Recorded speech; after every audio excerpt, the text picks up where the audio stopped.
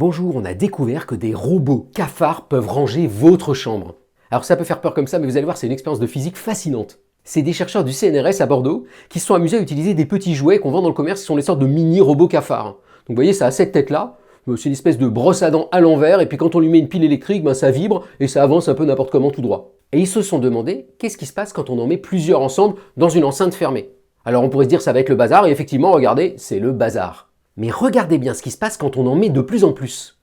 Ils se cognent entre eux et puis ils commencent à s'aligner et au bout d'un moment, ils ont l'air de s'organiser. Et ça ouvre la porte à des comportements collectifs hallucinants, vous allez voir. Alors premier truc, ça permet d'ouvrir une porte. Regardez là, les chercheurs, ils ont juste mis les robots cafards dans une espèce d'enceinte, ils l'ont laissé avancer et elle passe une porte. Ça peut aussi passer des obstacles, Et encore mieux, ça peut même transporter quelque chose avec soi. Je ne sais pas si vous voyez, dans la grande enceinte, ils en ont mis une plus petite, et la grosse enceinte, elle emmène la petite avec elle.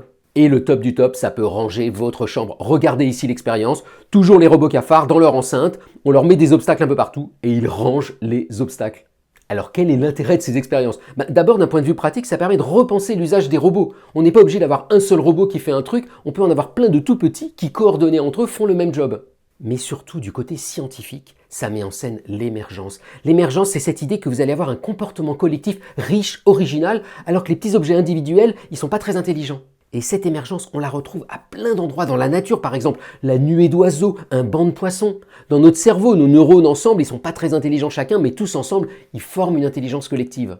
Et pour les plus scientifiques parmi vous, on peut même dessiner des diagrammes de phase. C'est-à-dire un truc de ce genre-là, où en regardant en gros le nombre de robots en fonction de la taille qu'on leur laisse, on va voir quand est-ce qu'ils se comportent n'importe comment ou quand est-ce qu'ils se mettent tous ensemble, un peu comme l'eau qui va passer d'un gaz à un liquide ou à un solide.